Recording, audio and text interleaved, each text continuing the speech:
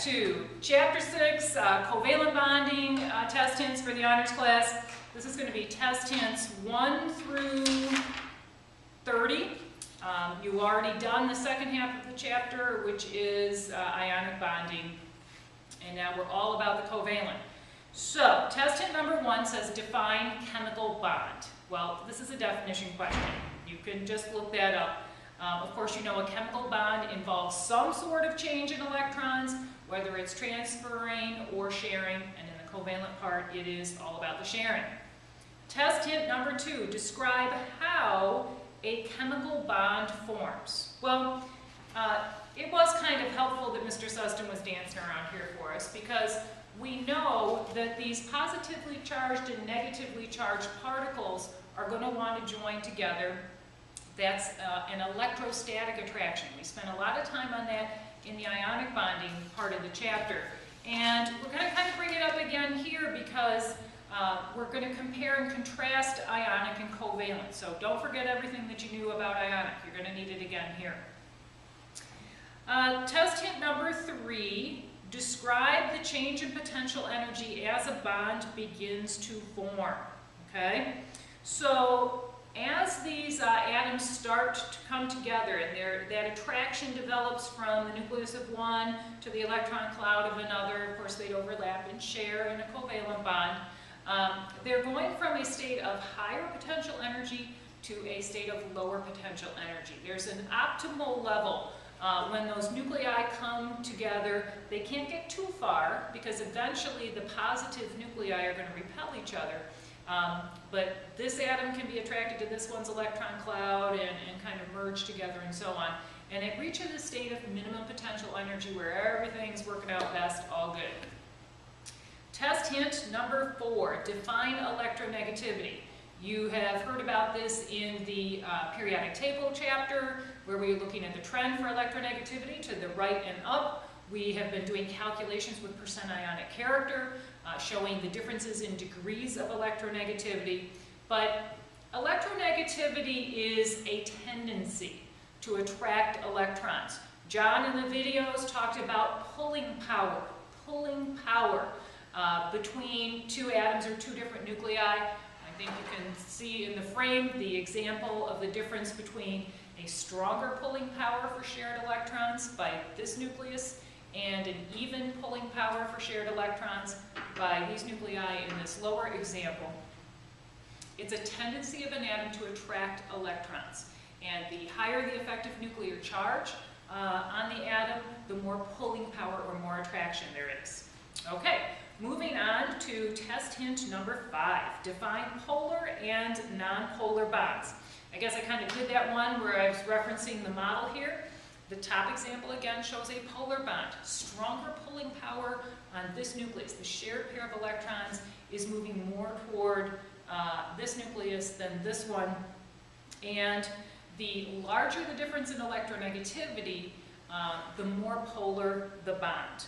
A nonpolar bond would be sharing that happens equally. Already done with the first page of the test. Woohoo! Test hint number 6. Describe the polarity of chemical bonds in general. Okay, so this would be if we were considering all bonds. It's not that often that you would have something that is purely ionic or something that is purely covalent.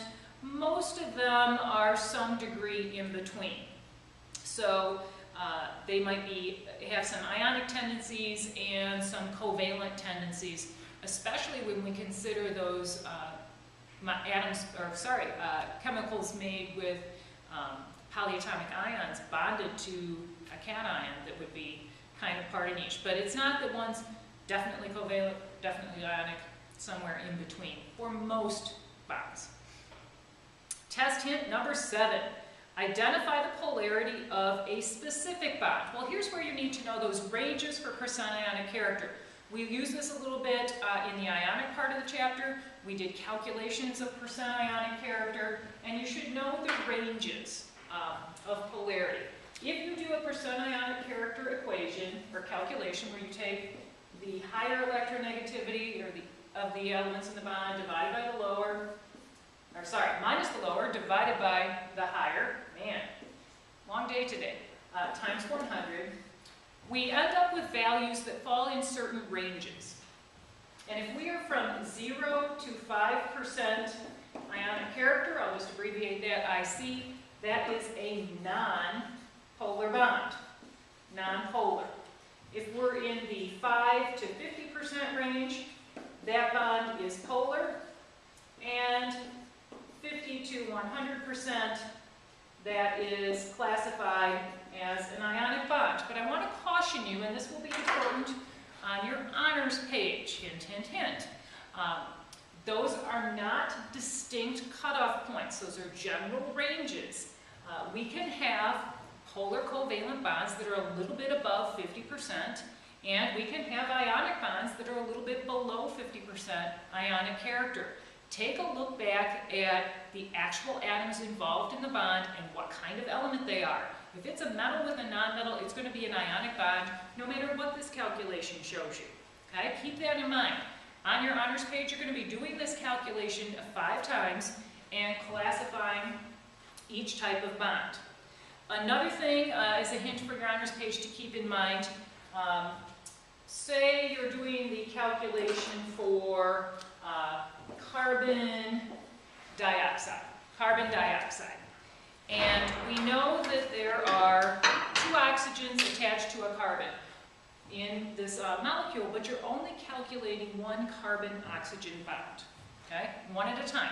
Don't double the electronegativity values when you do this. That's something I see people mess up on their honors page quite often. So I digressed a little bit there, but I know you guys are always bugging me for hints about the honors page. There you go. Test hint number 8. Identify the type of bond formed in each range of percent ionic character. So this is another question that is very similar. If you need to know the ranges again, the difference here is that I will give you an actual pair of atoms to compare with their electronegativity values. So you should be able to do this calculation and apply it to the bond. You can also probably by now just kind of tell from the differences in electronegativity. If we have 2 elements that are nonmetals and they're pretty far apart in their electronegativity, they're kind of far apart on the periodic table, then you know that's a polar bond without even having to do this percent ionic character calculation. All right, moving on to question number 9. Identify the degree of polarity in given molecules. So I'm going to ask you to compare several different molecules and tell me maybe which one is most polar or which one is least polar. And examples might look something like this. We might have NaCl, we might have carbon tetrachloride, and maybe hydrogen chloride as an example. So which bonds are going to be most polar? Okay? We know that sodium chloride's bonds are so polar that it's actually ionic because they're way far apart in the chart, way far apart in their electronegativity values. Then you'd have to consider a carbon-chlorine bond and a hydrogen-chlorine bond. Look up those actual electronegativity values. They're on the back of your periodic table, and see which one has a bigger difference to know which one is more polar. Another thing that could be asked in a question like this is which atom in the bond has the tendency to be more negative or more positive. So we know the ionic will do that. Let's zero in on, say, carbon tetrachloride. Carbon with 4 chlorine atoms bonded to it. And as I'm going through the test hints here, I'm maybe giving you a little bit more information than necessary for these beginning questions because I know it's foreshadowing something that you're going to be asked in a couple questions from now and certainly on honors page kind of stuff.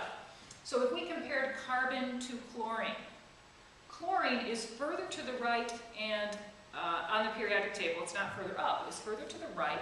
It is going to have a higher electronegativity than carbon. So when it comes to this shared pair of electrons here, or here, here, or here, this pair of electrons tends to hang out around chlorine more so than the carbon. Okay? So we could be asking you specifically within a bond within a molecule, or we could be comparing one molecule to